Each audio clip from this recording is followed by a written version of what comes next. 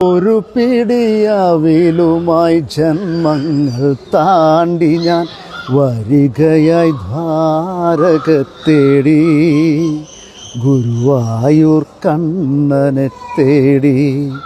ഒരു പിടിയവിലുമായി ജന്മങ്ങൾ താണ്ടി ഞാൻ വരികയായി ദ്വാരകത്തേടി, ഗുരുവായൂർ കണ്ണനെ തേടി.